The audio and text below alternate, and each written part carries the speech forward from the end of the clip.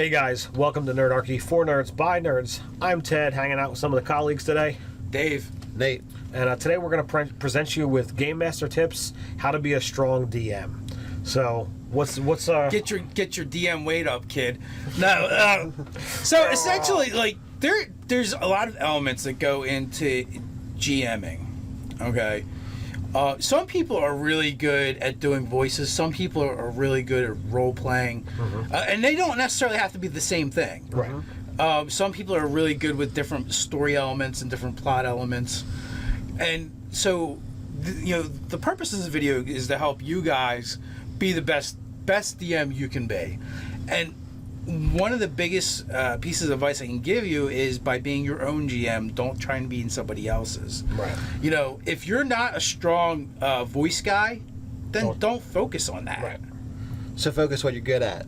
Play to your strengths. Yeah, play to your strengths. Minimize your weaknesses as best you can. Like, I'm not really that great of a role player, and I'm horrible at doing voices and stuff like that. But I'm really good at weaving story elements. I'm really good at pulling the plots that have been presented throughout the game, recognizing them and weaving them back into the game later on. I'm good at taking backstories from my players and weaving them into my games. I'm good at taking things that seem completely random and putting them in a particular order that make my PCs all show up where I need them to be at the same time. Right. Even if they've never met each other. Right.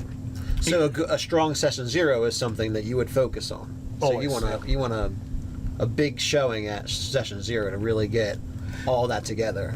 For me, it's really helpful, and it's actually it was only after we started doing Nerdarchy that I really started focusing on session 0, and that's after having been a DM for a few decades. I don't know that we ever did that in the past. I think we did a combination of character creation sessions and show up with your character. Occasionally, there'd be some back and forth between the players before the game started. Talk on the phone with you, like, hey, I've got this idea. Are you going to allow it? This is what I'm thinking. But that being said, our group has been together in some incarnation or another for a long time too. Right. So there's a certain level of comfort that comes from that, and just knowing the people that are at the table for you. But even still, there's a huge benefit to session 0. And we've recently started a bunch of games with people we don't know. So again, that was another great reason to do session 0. I mean, for my game, one of the reasons I did it is we're bringing together all these people that don't actually know each other. Right. And we don't know that well. So I was like, you know what? I don't even know if I called it session 0 when we did it. But I was like, if we get together, we build our characters, everyone can meet each other.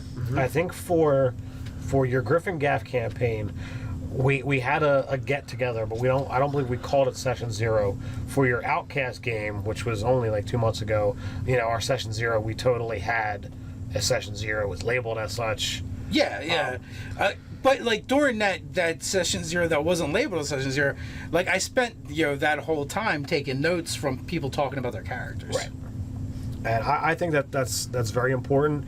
I personally like to go a step further, get the information from the characters, but I also like to get the information from the players as to really find out what kind of game they want, what kind of interactivity and level of what kind of things they're looking for. And I try to make sure all the elements that each player wants winds up getting into the game. We've gamed with people who are very story driven. We've gamed with people who are very combat heavy. So you want to make sure that these elements are weaved into your game, because ultimately, as the DM, you're playing. You're presenting this story to your group of players, and if you're providing a game that they're not going to have fun with, you're not doing your job.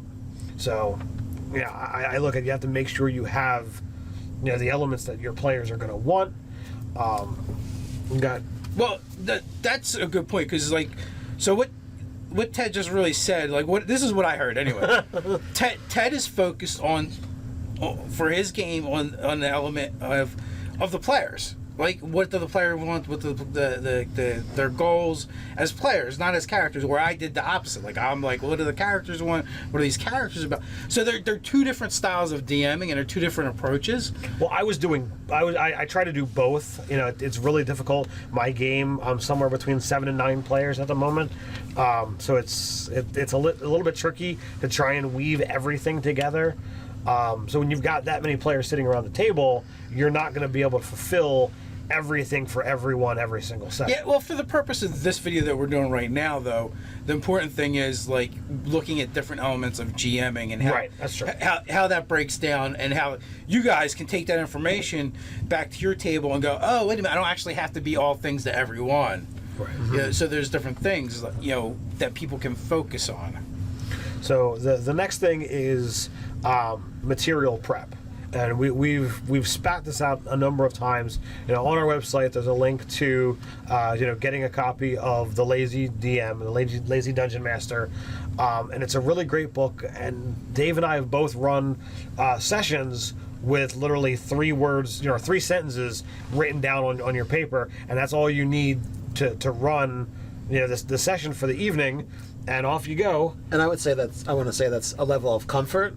So I would say, don't say, well, this is everything I need to be totally fine with this evening going well. I would say rather you should focus on your level of comfort with information. So Yes. if you only need 3 sentences, because those are just going to remind you of what you want to do or where you want to drive the night, plot wise and fight and combat wise, then that's good. But like you need to figure out as a GM where your level of comfort lies in that prep. So I mean, I used to prep where I would say, all right, these are the monsters they're going to fight. I'm going to like write down the stats in the monsters just so I don't have to even go to the book. And now I just put a little sticky note in.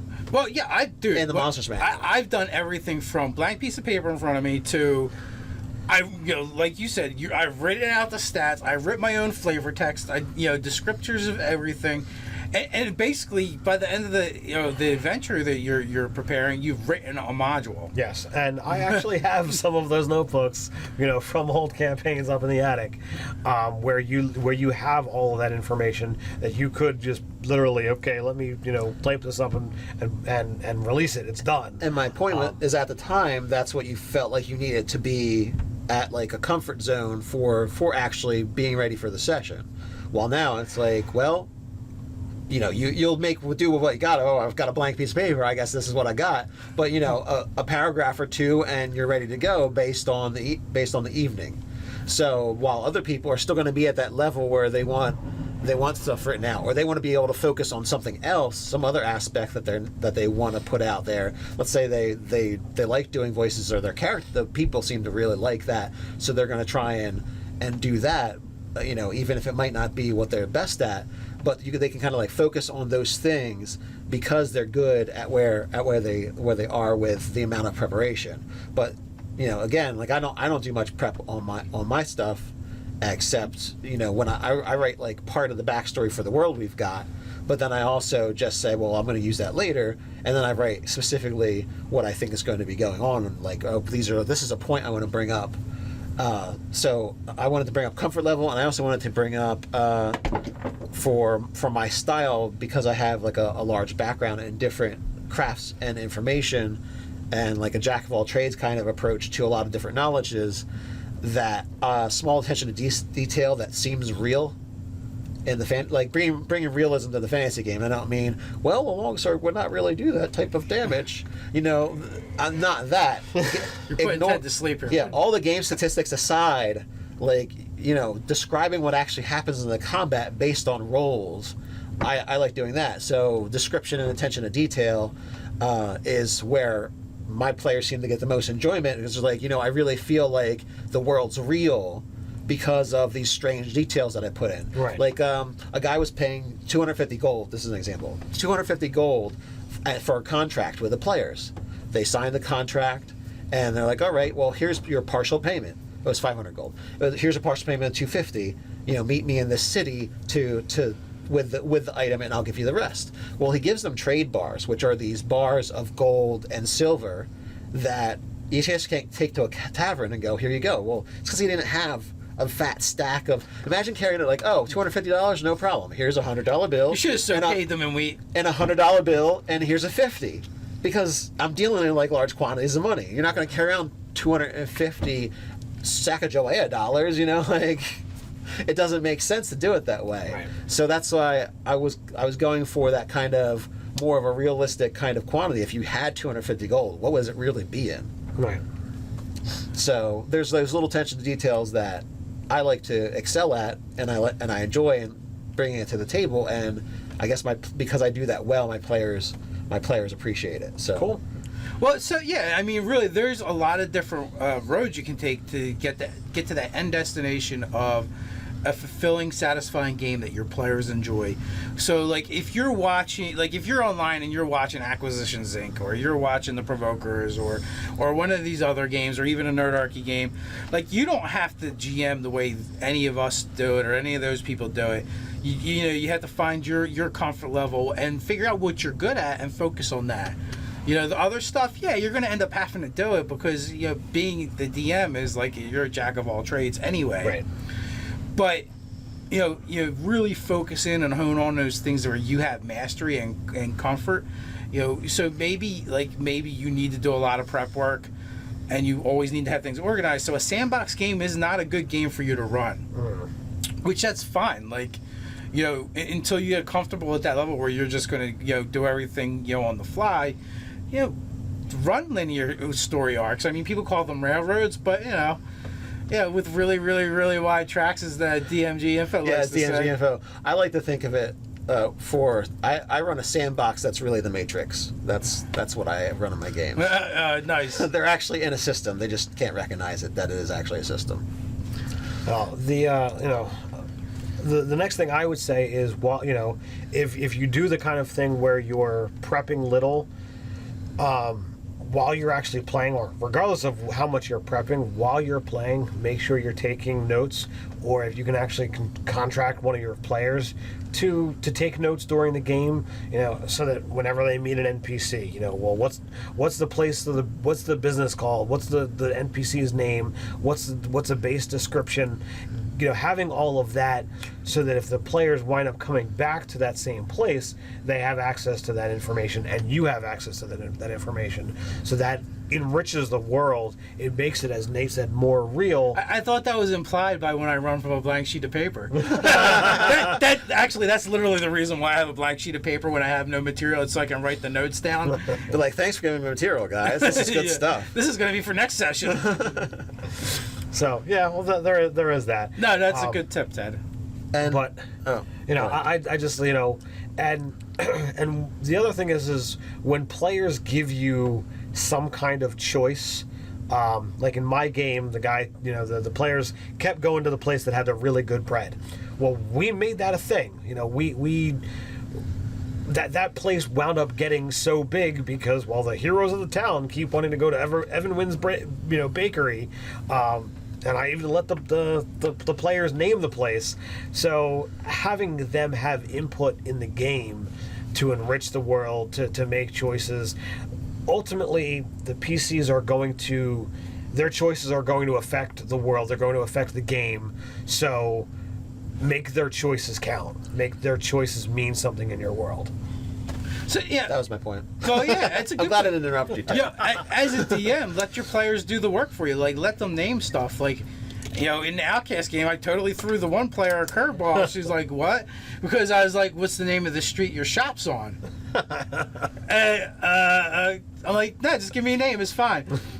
You know, and she came up with a name on the spot. Like, so you may, as a DM, you may have to train your players to do some of the things you want them to do because they're not familiar with, especially if you're giving them choices in the world that they're not used to getting. Or they're not used to that style at all. I mean, yeah. You've never gamed with Carrie before. No. So... And this is something newer for me that I've picked up from basically gaming with people online who actually have way less experience as a GM than me, but they teach me stuff all the time. And you know, and it sharpens my game, and you know, it's a lot of fun. Like, I like giving players agency now and letting them, you know, for one, do some of the work, and two, like, they become more vested as they add things to the world. you know, they're gonna care about those things a little bit more than the things that you put there. My opinion. Yeah, make their choices matter. Even the junky ones that don't make sense. And be like, yeah, well, you did it, so it's going to affect the world in some way. Like that bakery when it burns down, because it's got to burn down eventually. Especially if there's gobbleos in there and a wild No. Especially if the players love it. Yeah, that's gonna mean so much more now because they're invested in it. Like look, it's our ritual to go get the good bread and then interrogate a prisoner. You know, I'm waiting for the story where the bakery has burned down or is closed for some reason, and we have to do an interrogation, and we can't get the good bread. How are we going to interrogate? Interrogation's delayed. I expected a bigger reaction last session when I brought up that you couldn't get the bread, and nobody said anything. I'm like, okay, well, I guess you did it wrong. There was no interrogation. Yeah, See, it's like our tradition is. See, it would have been so much better, like, if we're on our way to interrogate someone, and we're like, we're going to stop by the place with the good bread, Everwins. Sorry, they're closed. And you're like, they're closed for renovations. What? How are we going to... Where are we going to get the bread for the interrogation now? I didn't realize it was crucial for the just interrogations because that's when we always went there before the interrogation. Scott was going. Well, that's all when the the lawful good mage and the bounty hunter go before they do the Yeah, interrogations. that's true. I just go there because it's fashionable now. It is good though. It is good now prep. that it's a thing. Yeah, now it's a thing. So- Make special orders. So I think the biggest takeaway for you guys is, if you're a new GM, is to find your style, find your voice as the GM, and really focus on the parts of the game that you feel like you're good, you're doing well, and you're good at. And figure that out by just trying it out. I mean, you're a new GM, so they've got to deal. If it's a whole bunch of old heads doing it or new players, they're both going to give you that time to figure out what you're doing because. Right. I mean, they had to be in the same spot, or they don't want to be in that spot yet. So right, or think about like the games you've played in and you've really enjoyed. Well, what did you like about those games? And you can try and emulate that in the beginning until you do find your own feet and your voice. Do we got anything else we want to add? Wrap this one up. Try voices. Try figuring out what your level of role playing is. Figure out what you feel is ideal amount of prep so that you're not wasting times, but you're not stammering and stuck on, well, crap, I didn't prepare a monster. What do I do?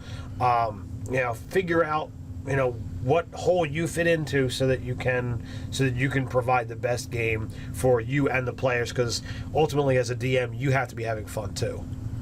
Well, yeah, I could put a link to the Lazy GM in the description below. That actually is really good for giving you ideas for what is valuable for you to prepare and things that you really don't need to prepare, and ways to cheat in order to make your job and life much easier. So you can find that in the description below. While you're looking there, go drop some comments, like, subscribe, and even share. You can check us out on nerdarchy.com. Also join the conversation over on Reddit. So until next time, stay nerdy.